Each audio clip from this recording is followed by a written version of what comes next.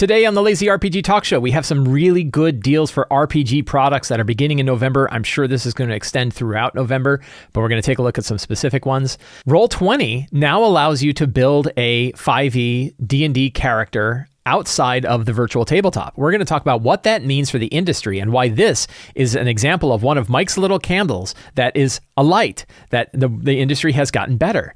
But that also leads me to a conversation about what a 5e digital utopia looks like. When it comes to the materials that we want to be able to purchase and hold and use, what would it be like? What would an ideal version of that be like, given the amount of attention that's being applied to digital tools? So we're going to dig into that.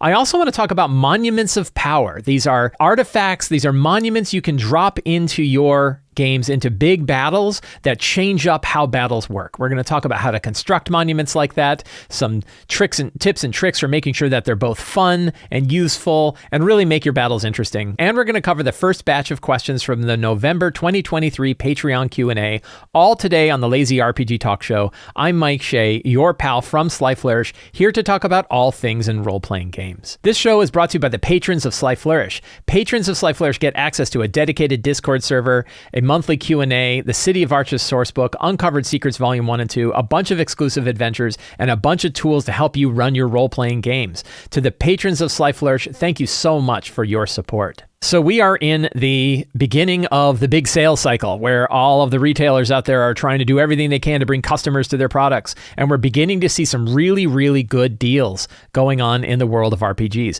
Right off the bat, Amazon is doing a 3-for-2 deal for certain D&D, Wizards of the Coast published with D&D books. They're already discounted, but you can actually pick up books for much less than their MSRP. And if you pick up 2 of them, you get a 3rd book for free, which means you can essentially get 3 books for like $40 to $50. And I have a few books that I want to recommend specifically that were on this list. And one of them is Radiant Citadel. Radiant Citadel is an excellent book of adventures that cover a whole wide range of different worlds. Each of them has a small compendium about that particular world. And when we were talking about the value of source books in a previous show, somebody brought up, Radiant Citadel has a lot of value in that. And they do. Not only do you get like an adventure that's specific to that world, they're not all necessarily interconnected, but you can connect them together.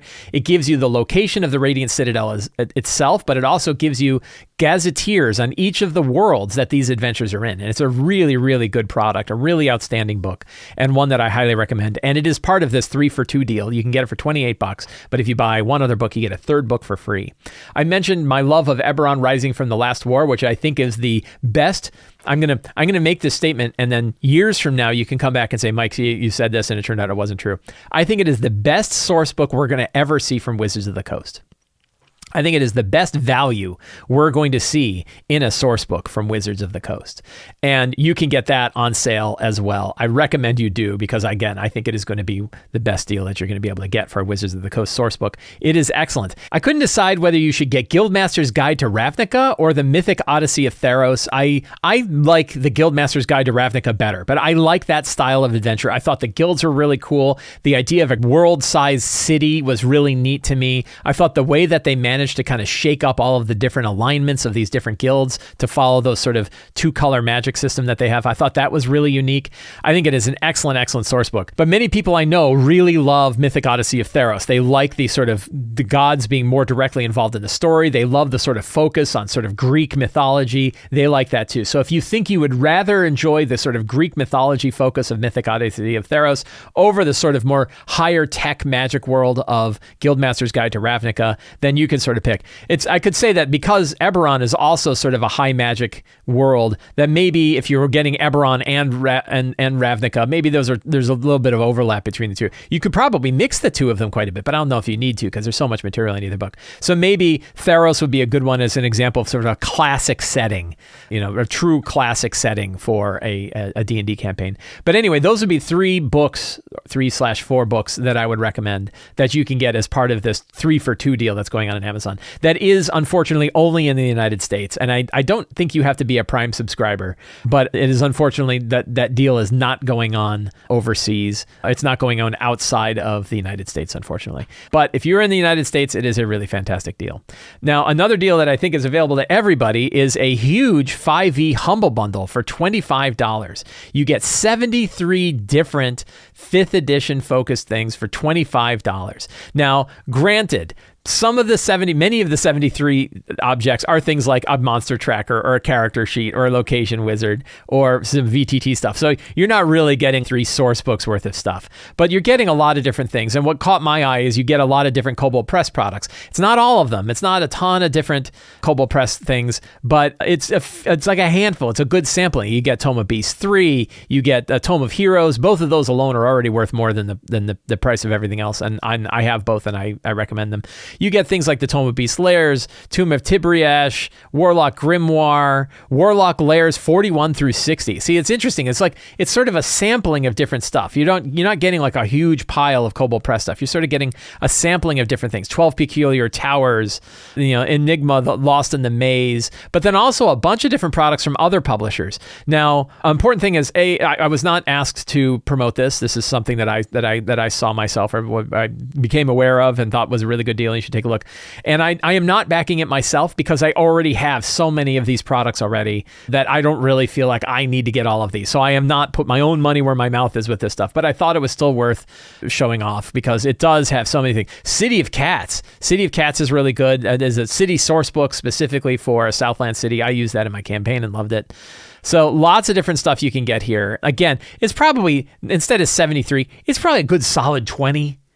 20, 25, but still, it's like $1. It's like $1 a product. So you're getting a really good deal on this. So if you don't have a lot of these products, if you look at them and want to try them out, I think that this is a fantastic sampler.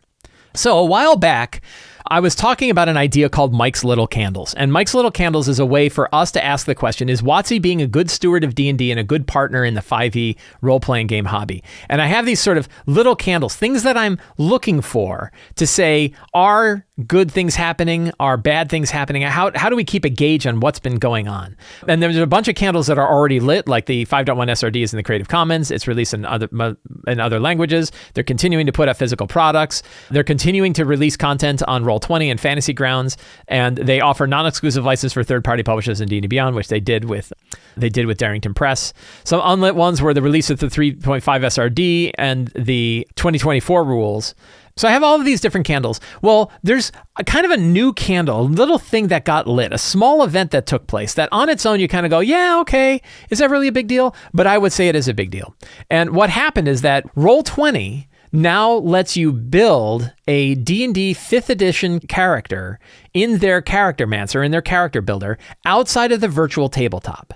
So you can now go to Roll20 and you can go to Tools and Character Vault. And right here, you can create a character in 5th edition, bang, and it lets you basically build out a character using their Charactermancer. And you can build that character and view it without having to launch the whole rest of the virtual tabletop. So why is this a big deal? Like, they announced this in a newsletter and I was like, oh, and then nobody even really mentioned it. I think it's a big deal because it shows that Wizards is letting Roll20 build a tool that is pretty much a direct competitor of the D&D character builder in D&D Beyond. That now you have another alternative way to build a character using both Wizards of the Coast 5th edition material and 5th edition material from other publishers in a character builder on a tool without having to go to a virtual tabletop. Before, the only two places that had both Wizards of the Coast published D&D material and third-party published material are Fantasy Grounds and Roll20, but neither of those had a character builder external to the VTT. Well, now Roll20 does. So I think that is a big deal. I went through the process and built a character. There's an important point. I think it is definitely clunky and has a fair bit of room for improvement. For one, I can't see that you can load your sheet in a mobile platform at all. I hope I'm wrong. And if I'm wrong, please email me or leave a comment and let me know, no, you can actually view your character that you built in the Charactermancer on a phone. I couldn't find a way to do it. I couldn't even access the tool when I loaded Roll20 up on my phone. There wasn't even a way for me to get to the character builder thing. And looking at it, it does not look like a typical responsive web design sort of form. Also, I'm running on a Mac. Don't yell at me. And when I tried to export the sheet to PDF, all the font sizes were blown way up and I couldn't actually view the character sheet. That was really kind of a mess. But I think they could get there. So one of the questions that I saw coming up on the YouTubes was, is D&D a monopoly? And I thought this is an interesting question. I think it's an interesting question. So we brought it to Discord. And my first answer was, no, D&D isn't a monopoly, but D&D Beyond is.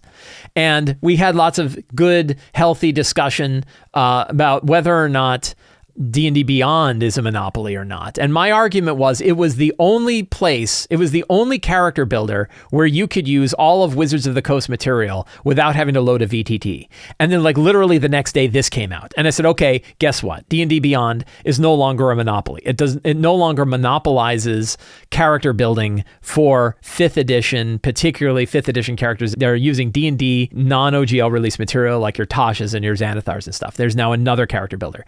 It's super clunky and it needs a lot of work, but that's not a monopolistic practice. That's not because Wizards is standing in their way. That's because Roll20 needs to program a version of this that can work well on mobile, that can print well on all platforms, that has all of the cleanliness that D&D Beyond has. Because D&D Beyond is a fantastic tool, regardless of the fact that it is the primary way that you get access to digital versions of Wizards of the Coast published D&D material. It's also a really good platform. I know people will argue with me, oh no, it's terrible. If you think it's terrible, then we don't have anything to talk about because then it's not a monopoly. You don't have to worry about it. If you hate it and you don't use it, you're not the problem, right? The problem is people who love it so much that they become dependent upon it for their enjoyment of D&D.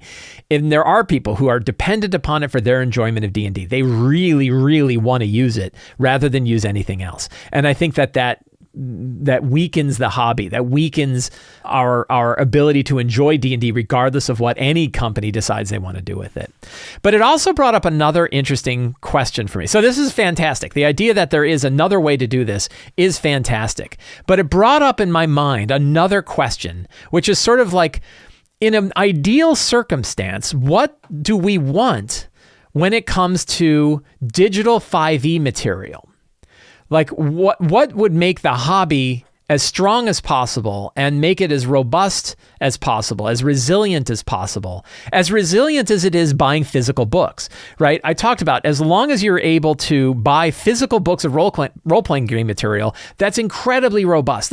If there are thousands of these books out there in the world, no company can like pull a thread and they all disappear, right? No, like I always joke, Jeremy Crawford's not coming to take your copy of Volo's Guide to Monsters off your shelf. If you own a copy, you own a copy. Nobody can take it back from you. Likewise, if you have PDFs of your products, you can put those on a USB disk. You can copy it to another USB disk. You can take that one and you can put it in a safe deposit box.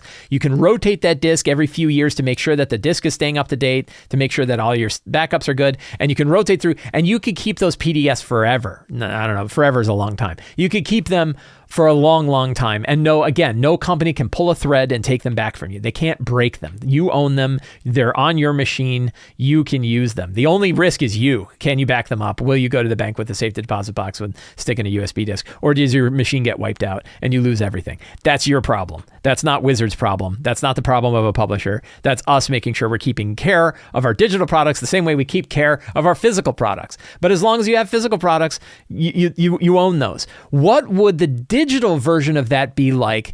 And obviously PDFs is an example, but PDFs are also locked in. They're good, and even this I would argue, they're good for human beings to read them. They're not good for machines to read them. And when I think about what a digital utopia looks like for this, one of the things we need is tools that help us run the game. And specifically, probably the most important tool that we need is something like a character builder, something to help our players put together all of the complications of the mathematics of these games and have a nice tool that they can put on their phone, or they can put in a browser, or they put somewhere to help them run their game. References that they can easily look up, hyperlinks to spells and magic items and character powers and all the stuff that people love in a character builder. But the current state is really kind of bizarre if you think about it. Let me share an idea. Imagine if you came to the Sly Flourish bookstore and you bought your copy of Forge of Foes, which by the way, you can now do. And you bought the digital copy of Forge of Foes and you get a PDF. And I said, that's great. Except in order to read the PDF, you can only use the Sly Flourish branded PDF reader. And by the way, that's going to cost you $3 a month. And you can only read it in that. So you have to pay me $3 a month to have this tool to read the product that I sold you, right? And you go to Kobold Press and you go buy Toma Heroes or Toma Beasts, the new revised version of Toma Beast 1, which is a really excellent book. And Kobold Press says, oh, you want Toma Beast 1? Great, here's the PDF. But by the way, you also have to have the Kobold Press branded PDF reader. That's going to cost you $3 a month. You'd be like, this sucks, right? This is terrible. I don't want this. That is the current state of digital materials for role-playing games outside of PDFs. Because if you think about it right now, if you want to get access to something like Tasha's Guide to Everything, you can only get it on D&D Beyond. You have to pay D&D Beyond both to license the book and to get access to the ability to read the book on one site. And then if you say, oh, but I actually want to use that in Roll20, well, then you have to go buy it again on Roll20 and license it from them and use them. And if you don't want to have like an ad-supported thing, you have to pay for their tool too. Oh, but now you decide, I don't really like either of those. I'd really rather use Fantasy Grounds.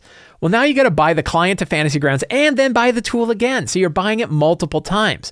Publishers are probably pretty happy with this. They don't mind the fact that you have to buy it multiple times, but it's not great for us, is it? Right? And again, I think it's kind of that idea of like, imagine if you had to have separate licensed, paid for PDF readers in order to read the version of the PDF that you just bought, is an example of the way that's like now.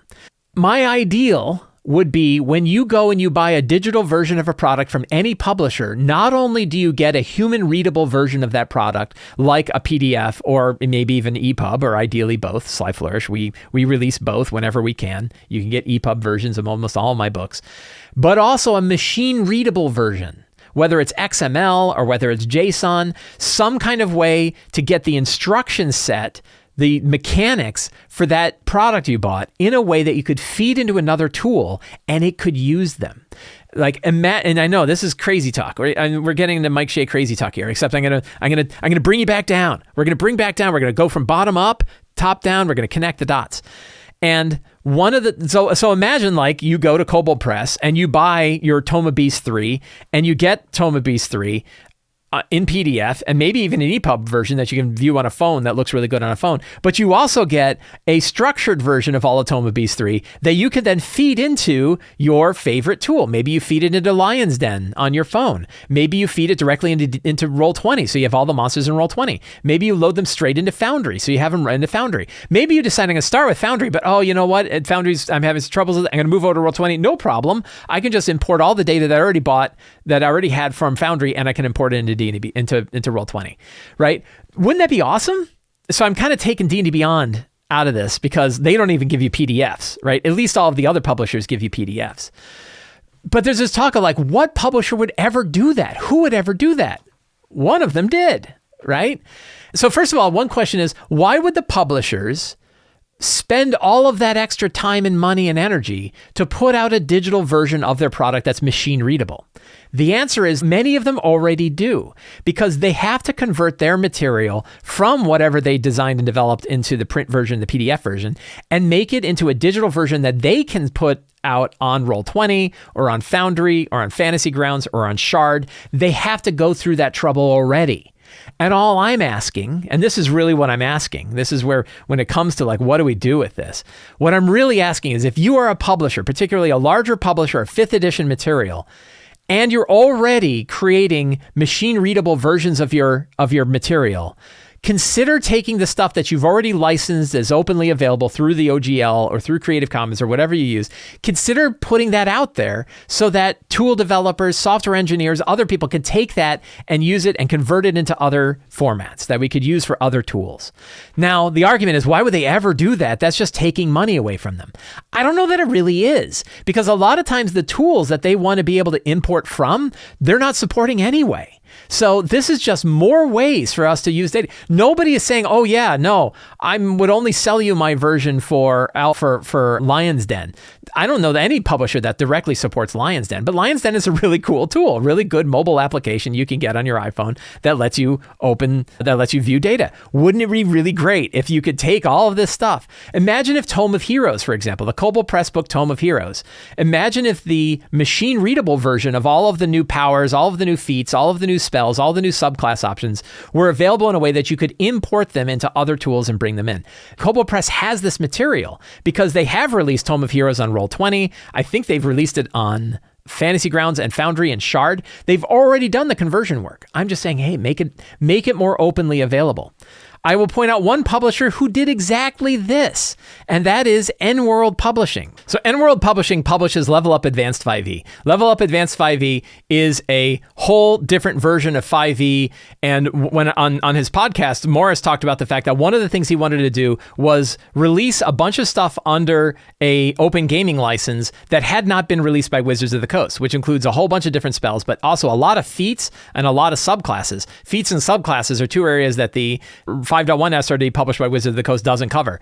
He ended up commissioning a group to put out a licensable version of Level Up Advanced 5e that's like 1,400 pages. It's tons and tons and tons of material that covers monsters. It covers all character options, spells, magic items, monsters, feats, subclasses, and basically all the material from their Game Master's Guide, which is a lot of material that Wizards did not publish themselves, including like encounter building rules, which aren't really in the 5.1 SRD, but are available under this license. And it's released under 3 different licenses: Creative Commons, ORC, the whatever that ORC stands for, and the Open Gaming License. So you can choose which license you want to use this information. It's fantastic. I used it for my random generator that is available at Sly Flourish patrons. I brought a lot of Level Up Advanced 5e stuff licensed through their Creative Commons license.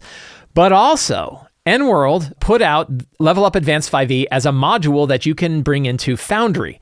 Okay, that's great. Lots of people support Foundry with lots of different stuff. But here's what's really interesting. The entire Level Up Advanced 5e instruction set to support Foundry is also released openly on GitHub. So here is the official Level Up Advanced 5e Foundry VTT site. And it was funded by Level Up by N-World. But the whole thing is released here, including all of the data, in a structured format. So here are like backgrounds, but they're in structured JSON. Now, what's interesting about this is it was specifically designed for use inside Foundry. So all of the way that this is formatted is for Foundry. But because it's structured text, smart software engineers can reverse engineer this stuff, which again is openly available on GitHub and licensed under these licenses, and convert it into other systems. All it takes is somebody going through the trouble to do it. Now, I don't even know that Morris really intended for all of this information to be out there in a structured data format. And you could certainly see publishers who say things, and I don't know that Morris might be absolutely fine with it, but you could certainly understand publishers who say, oh yeah, I release all my stuff under an open gaming license. That didn't mean I wanted to see all the source code available on GitHub. And you're like, well, the license allows for that, right? If you're going to make an open license for it, you can do this. So in this case, I look at it and say, just take that extra step. You're already converting your data into a digital format that's machine legible. And would I love to have a standard format that all the systems use so that you only had to export it into one format, and that one format could feed into Roll20 directly, and Fantasy Grounds, and Foundry, and Shard, and Owlbear, and Lion's Den, and any other kind of tool that you're using? That would be outstanding. It's totally unrealistic that we're going to come up with a common format. Just having any kind of structured format, though, means that software engineers can go and more easily convert it from one format to another. It is much easier to do that than it is to take it directly off of a PDF and go through the processing of formatting it for any given tool. So I think we can get there. And I think that there's a really good value in doing it. And the thing I would say to publishers is pretty much, publishers really, in the world of TTRPGs, not a lot of publishers are just in it for the money. There's really better ways. Go start business-to-business software engineering stuff instead. You're going to make a lot more money. We're into it because we want people to use our products. I can speak to myself as a publisher. I want people to use my work. I want people to take what I have, find what value they can, and use it however they can.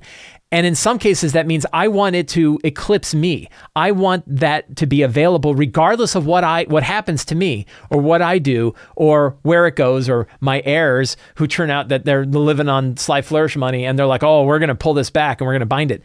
We want the work to outlast us. And if we want the work to outlast us in a digital world, we have to release it in a digital format that people can use. So that's kind of my utopian thing. I got sort of driven by that idea of seeing how Roll20, how the Roll20 now has a character builder in it. And I was like, well, imagine if I could get those character options in other tools, and that I buy it once and I use it in lots of different places. Would be ideally a good situation to get in. Do I realistically think that's going to happen? No, but it's possible. That if we talk to the publishers and we say, hey, we would really love it. I know you put all of that information out on Shard. For example, Kobold Press is taking Tales of the Valiant. They've said that Shard is going to be an official VTT for Tales of the Valiant, which means they're going through the trouble of converting all the Tales of the Valiant material into a format that's compatible with Shard. Could you take the stuff that is already licensed under Orc, you can keep it licensed under Orc, but release that in an open format so that we can also use that material in other VTTs? That would be outstanding. We'll see. I don't know if we're going to get there or not, but I think that is something that would really make this industry stronger in the digital space and would help ensure that we're not dependent upon digital platforms for hosting the sole version of the information that we're paying for, and that if that site goes away, we lose access to it. I hope that was an interesting conversation. What can you do? You could talk to your publishers and say, hey, it would be really cool if you released the same material that you put out under this VTT under the same open license that you're putting out for the PDF. That would be something to do. If you're a publisher and you happen to be listening to it, give it a try. Take some of your books, take one of your books that you converted and say, hey, we're also going to release a digital version of this in an open format that you could use directly in a virtual tabletop. That would be pretty neat. Let's talk about monuments. What is a monument? So in our complex D&D games, in our complex D&D combat situations, we sometimes like to dork with the environment instead of just messing around with monsters versus characters. And you can dork with the environment in a bunch of different ways. You can have elevation, you can change the terrain, you can put levels and stairs and difficult terrain to get around and other things. But a very common thing to put in, particularly in complex fights, are ideas that I call monuments. A monument is essentially some kind of structure, like a statue or a obsidian obelisk or a pool or something, some kind of fixed object that does something that affects the game around it. I have an article on Sly Flourish called Anatomy of an Environmental Effect, Chernobog's Well, and it talked about a particular monument that did something in the combat of the game, that it had a story-based effect. There was a reason why it was there. It did things to affect the monsters, and it had ways for the characters to mess with the thing to disable it. And that's the kind of thing that I think about in a monument. This came back to mind because I'm playing Baldur's Gate 3, and some of the bigger battles in Baldur's Gate 3 has this idea in it. Objects that you have to interact with in order to change the situation in a battle. Sometimes you have to mess with these objects. Other times there are things where things will be definitely easier if you mess with these objects than if you don't mess with the objects, or maybe you even get a benefit from them. One key to monuments, though, is that they are hard to improvise, that it's difficult to come up with ways to just build them on the fly. And I haven't found a good way. One of my failings as a DM is that I will put an idea of a monument into a battle and then not realize how it's going to come into play. This just happened to me last week. We had a great big battle, big hole in the ground, big powerful monsters, 5 level 9 characters fighting 2 fallen celestials, CR10 celestials plus a CR10 high priest, ghoul priest, all of whom could fly so that they couldn't be thrown down pits. And I had a statue of the king of ghouls, the god of ghouls, Vardazane, the Ghoul King. And I wanted to use that statue to have some kind of effect on the game. The players assumed there would be, and I didn't come up with a good system. I basically said the statue was responsible for surrounding the high priest in a swarm of insects. So that if you were going to go and screw with them, you were going to step into the swarm, you're going to get eaten up by bugs, and it's because of that stupid statue. And so the characters immediately started blasting with shatter, and I'm like, I don't know how many hit points it has. I'm like, yeah, that did a lot. Oh, you almost destroyed it. Yay, you destroyed it, right? And I kind of just improvised the hit points on the fly. And I realized, like, I could have done better. I could have had a better understanding of what this monument is and what it does and how we could use it. And that's what we're going to talk about today. How can you do that? And we're going to do it with lazy principles. You are probably, if you're going to drop these monuments in, it is worth your time to prepare the monument ahead of time so you know what it does, you know how it works. You can still have dials on it, so you can still change things during the game if it's not working exactly as you want. You can still screw with it in the game, but you should at least have a baseline, the same way we have a baseline for a monster stat block. And actually, that's exactly where we come in with the lazy part of it. If you're going to build a monument, an easy way to build a monument is to ask yourself, what challenge rating is this monument? And you can use the table from Forge of Foes. So you can actually treat the monument as though it is a monster, and you can use the stat block from Forge of Foes, my book that I worked on with Scott Gray and Teos Abadia that helps you quickly improvise monsters, change monsters, understand the tactics for monsters. And we talk about this idea of using them as monuments inside the book itself. But you can use the table. The table is available from the sample chapters, and you basically pick a challenge rating. So you say, if I'm going to have a big statue of Vardazane the Ghoul King that's going to be screwing with the environment, what kind of stats should that statue have? And I could say, well, probably not a CR10. That would be a pretty powerful statue. Maybe a CR5 or 6. So we could say, we'll make it a CR5, right? And that means its AC is 15. It has 95 hit points. If it's doing an attack bonus, it's +7. If it's doing damage, it's doing 35. It has number of attacks, everything else. So you have these stats. And for some monuments, you might just say, all I really need is the armor class and the hit points, because it's just how much does it take to destroy it. Now, you can also use that armor class as a DC if somebody wants to disable it. And you could essentially say something like, it's going to take so many attempts to disable this thing before it's destroyed. If you have like one monument, one central monument, 3 times is probably good. If you have a bunch of monuments, maybe you only have to do it once, right? Maybe that one good effect. You're basically saying how many actions should it take a character to destroy this monument? Successful actions should it take for the characters to destroy this monument? But you can use the DC right off that table. You say it's a CR5, and you say that it has, a DC of 15. DC 15 Arcana check to channel energy into it to try to draw the energy away from this monument that's doing that thing. Decide how many times it takes for that to succeed. You could even convert that over to damage and say, we'll call that 30 damage, or we'll call it 35 damage. You could basically say, if it has 95 hit points, then say, we'll do 35 damage per success of damage to the object as you're channeling the energy in, which is like the equivalent if they blasted it with a lightning bolt or went over and spent all their actions to destroy it anyway, at 9th level anyway. So you can kind of build the stats on that. But what do the monuments do? What do you want these things to do? And how do you do that? So I came up with this thought of like, here are 20 possible things that a monument can do in a battle. It can offer advantage to particular creatures on attacks or saving throws. So an example would be an unholy monument where all of the skeletons and undead in the area have advantage on their attacks and they get advantage on their saving throws. So all of the undead are powered up. And you could easily describe this. So there's this unholy obelisk in the center of the room and all the skeletons are glowing with like violet light that's emanating off of it. And they're like, well, we got to screw with that thing or those guys are going to kick our ass. You could do something like that. Adds damage to particular creatures. Again, like their swords are doing an extra D6 or 2D6. Great way to take low CR monsters and make them really powerful. You could do both of those. So you could have 9th level characters that go into a chamber that's filled with skeletons. And there's a big unholy obelisk in there. And the skeletons all rise up and they're all fueled with necrotic energy and they have advantage on their attacks and they do extra damage. They're way more lethal, even though their hit points are not really that much lower and you can still destroy them really easily. Reduces damage. This is a good one for protecting your boss. If they are protected by an aura that's coming off of it, maybe they resist all damage until that thing is destroyed. So they have basically twice the hit points until you destroy that obelisk. And if the obelisk is easier to destroy than the boss is, they'll want to aim for that first. So you're kind of steering their attention away. Unlocking particular abilities. All the creatures have some new ability that's coming from the obelisk. Access to particular spells they wouldn't otherwise have. Obscuring vision, hindering movement, preventing teleportation, acting as a vessel for extra concentration. This is a cool one. If you have like a lich, what if the lich has these like spheres floating around their chamber, and each sphere they have lets them concentrate on multiple spells. So they can do Cloud Kill and Globe of Invulnerability and something else. And by destroying those spheres, that's what gets them to lose concentration on those spells.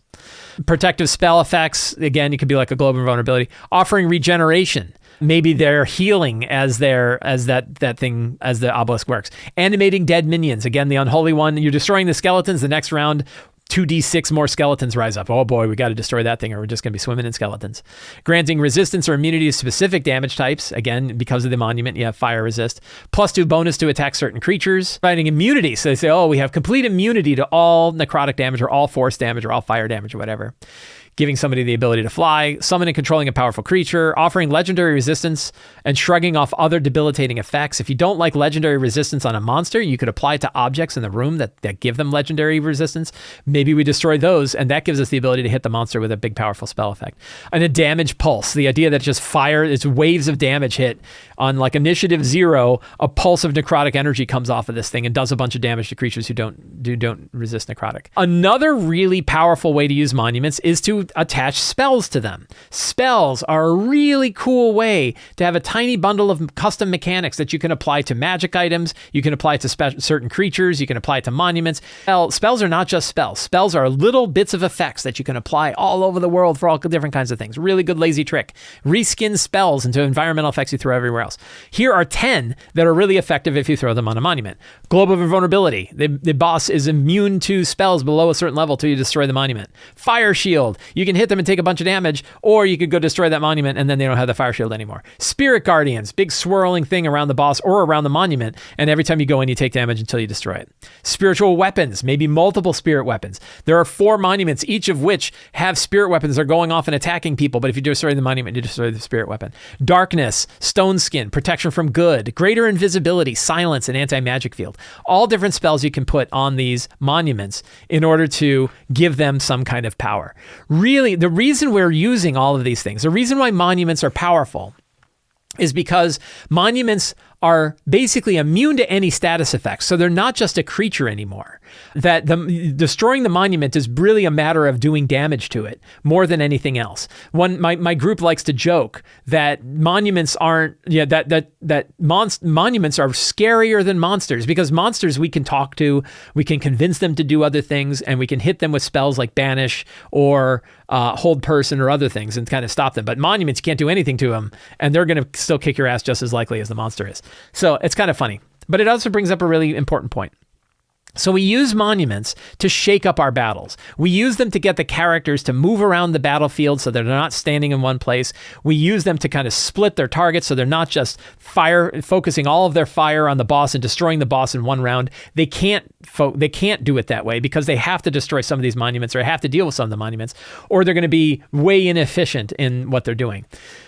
There's a key to a monument, though, which is it's a thin line between a cool monument that really adds a dynamic, fun, new situation to the battle and one that's just a tedious pain in the ass. And it's really important to think about the monument and ask yourself, is this something that's really going to be fun for the characters to deal with?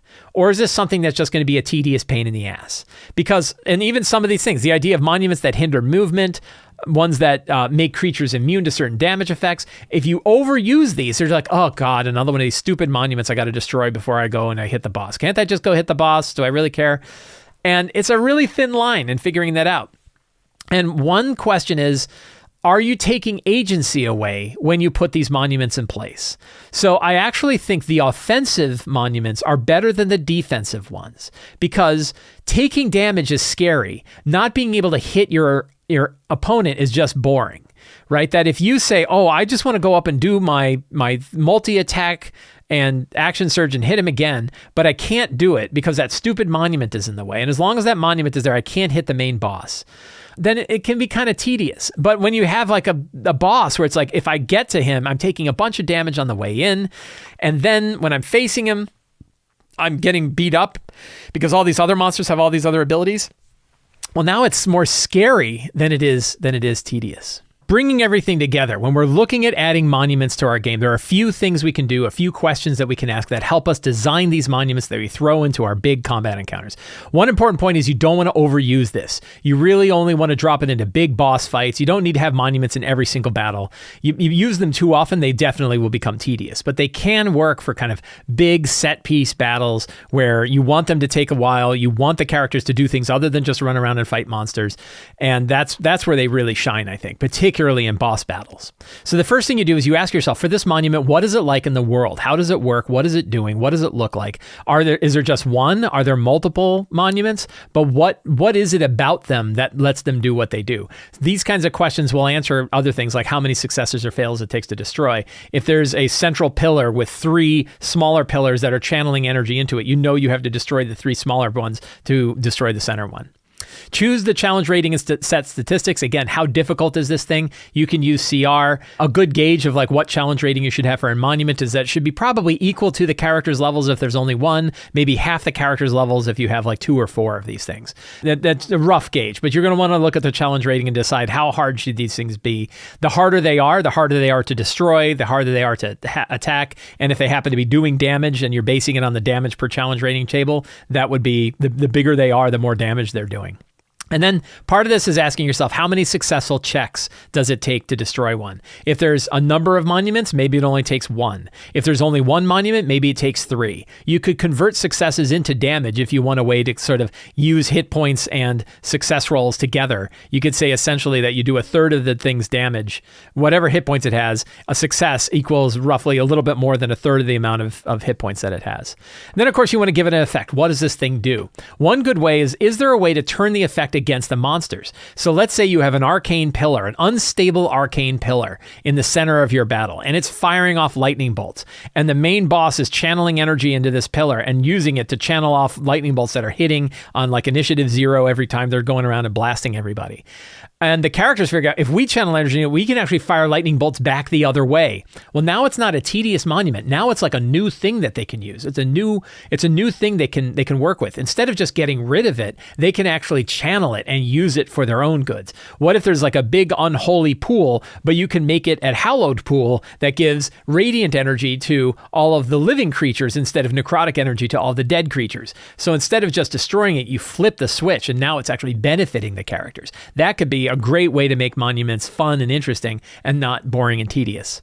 But you want to focus on what is that effect? What does it do? Again, look at spell effects. Spell effects are a great thing that you can always add to monsters. But then finally, think about it from the player's perspective. Is this going to be fun or is this going to be boring? Are you doing it just to protect the boss and make the boss harder to kill? Or is there a really cool story element to it? Or is there a way that the characters can do things with these other than just destroy them that they can turn around? Think about it from the perspective of a player. One thing you'll notice is that video games use these ideas all the time. Actually, what kind of inspired me to work on this was playing Baldur's Gate 3 and seeing all of the different big battles that occur in Baldur's Gate 3 that have these environmental effects, these monuments, these objects that are in the world that are doing things that you have to manipulate. And I was like, oh, of course, we use those in D&D all the time. It's a good thing to talk about. And in some of those battles, are really cool, and some of those are kind of tedious. So those are things to consider as well. So the next time you're building a big boss battle, think about the monuments that the boss could have in the room, what they could do, how they can make the battle more exciting, and how you can use these to really turn your battle into something that's unique, that has never been done before, and that your players are due to remember. Every month on the Sly Flourish Patreon, I post a monthly Q&A thread. Anybody can ask any TTRPG related question there. I answer all of the questions every Friday morning. Some of those questions I bring here to the show so we can talk about it a little bit more and share some of our experiences. Zen Hiker Joe says, do you ever make a list of dialogue options for important NPCs during prep? I first encountered dialogue options when I ran Prisoner 13, the free adventure from the D&D Beyond published in the Keys from the Golden Vault. When you encounter Prisoner 13, it has a list of things she might say. I ended up using all the options and felt it made the encounter easier and more dramatic, and I felt like I knew more about Prisoner 13's personality. I then started adding dialogue options for my NPCs during prep and had a lot of fun with it. I also felt like it gave me less to think about when I was role-playing those NPCs. I've watched watched a lot of your shows and did a quick search on the topic database and couldn't find anywhere where you had discussed the matter except for maybe improving NPC dialogue, which was posted about 4 months ago. Listening to audiobooks is great, but what I'm talking about is actually making a list of 10 things the NPCs might say. So I thought I'd ask since it has been so valuable to me, and I'm wondering what you think. What you're talking about are secrets and clues. Now, you're talking about secrets and clues that are specifically tied to an NPC. I would argue an easier way to do it is to put those secrets and clues as a separate secrets and clues section of your game prep notes, and then look at those and use those to drive what comes out of the mouths of your NPCs when the timing is right. Now, the key is, what if they never talked to Prisoner 13? I think in this one, you kind of expected that you're absolutely going to talk to him. But the advantage of having your secrets and clues separate from your NPCs is if the player never talks to the NPCs, you can still use their dialogue options with another NPC. So yes, absolutely, I do this. And I do it by putting those in secrets and clues. Even if I'm thinking about an NPC, for example, in my Shadowdark game, they're going to be talking to some pixies who are trying to kidnap them and steal their magic items.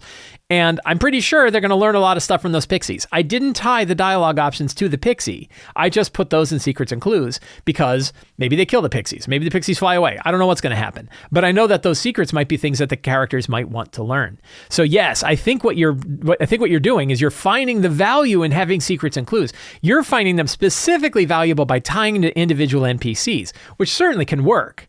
The question is, what if they don't happen to talk to that NPC and you take that block of whatever you had in your prep notes and you're not using it, but that information was vital? You can't easily pull it from one NPC and move it to another. Instead, separate it out.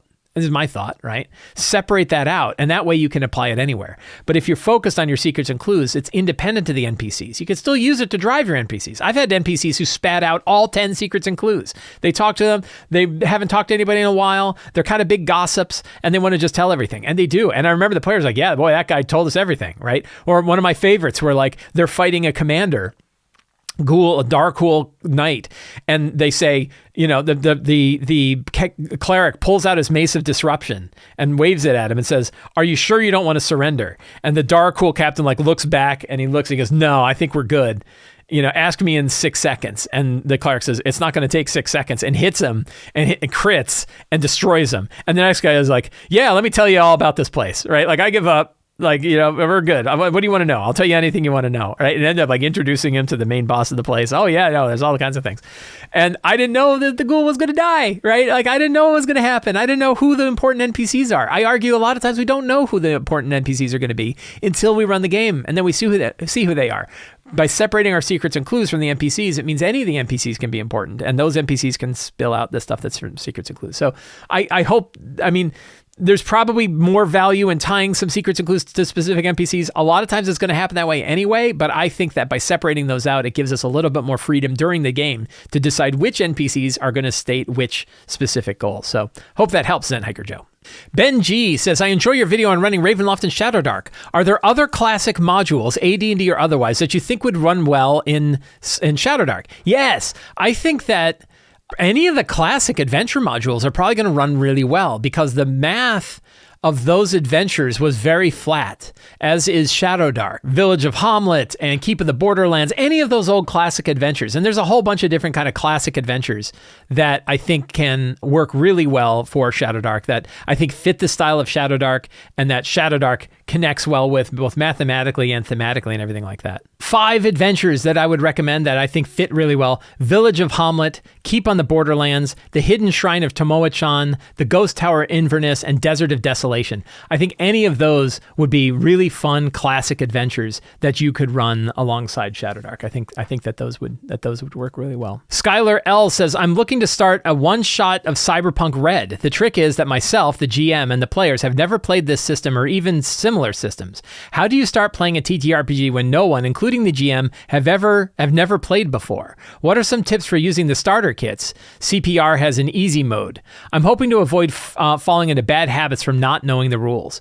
So I have not played Cyberpunk Red. I don't know how that plays at all, so I can't speak specifically to that. But I can offer one tip that I think is really valuable, which is play the game together with your friends. That even though you might be the game master who's kind of running the scenario and their players that are running individual characters, if you get rid of the antagonism of GM versus player and remember that all of you are playing together and you're all figuring out the rules together, I think that can go better. It's okay if things are a little clunky. It's okay if you see a rule that goes one way and you have to go another way. I've been running lots of different systems that I don't know. I didn't know Shadowdark RPG. I didn't know Blades in the Dark. I knew a little bit about Numenera, but it took some time to get back into Numenera. There's lots of times where I've run systems, and my key is that I ask the players to help me work through the rules with me, to look things up. Oh, I don't know. Could somebody look that up for me? Let's see how that plays out. And just remember, it's kind of the same as playing any board game,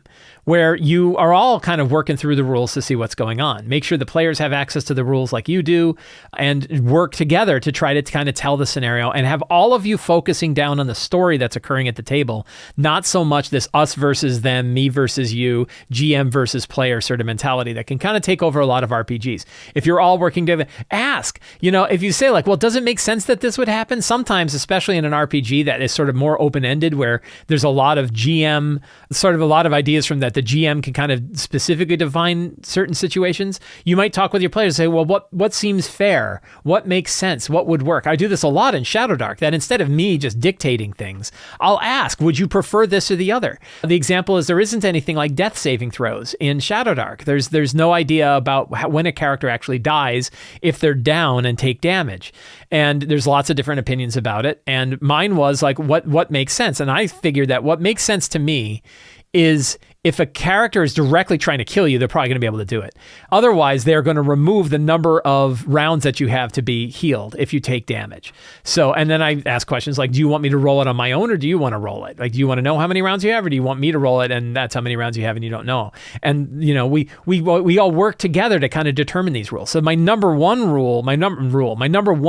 piece of advice that I would offer for this is to spend the time with your players to recognize that you're all playing it together. You're all learning the rules together. You're all figuring things out together. It's okay for it to be kind of clunky. Let it be a little clunky. Figure things out and just enjoy spending time with your friends figuring out this new fun game. Friends, I want to thank all of you for hanging out with me today while we talked about all things in tabletop role-playing games. If you like this show and you want to see more stuff like this, more stuff from me, the best way to do so is to sign up for the Sly Flourish newsletter. It is absolutely free to sign up. You get a free adventure generator PDF when you sign up, and you get a weekly RPG-related email that includes links to all of the other works that I do. The videos I put out, the podcasts, everything that I put out are all linked in that newsletter. You can also pick up any of my books at the Sly Flourish bookstore, including the Lazy DM's Workbook, Lazy DM's Companion, Return of the Lazy Dungeon Master, and the recently released Forge of Foes are all available on the bookstore, along with Fantastic Locations, Fantastic Lairs, Fantastic Adventures, and Ruins of the Grendel Root. Those are all available on the store as well. And you can sign up for the Sly Flourish Patreon. Patrons get access to the monthly Q&A, a dedicated Discord server to talk with other GMs about how to enjoy this hobby that we're enjoying, whole bunch of tools, adventures, tips and tricks for running your own games, and the City of Arches sourcebook. You get access to all of that through the Sly Flourish Patreon. It's a really, really good deal. You should definitely check it out. Thank you all so much. Have a great day. Get out there and play a role-playing game.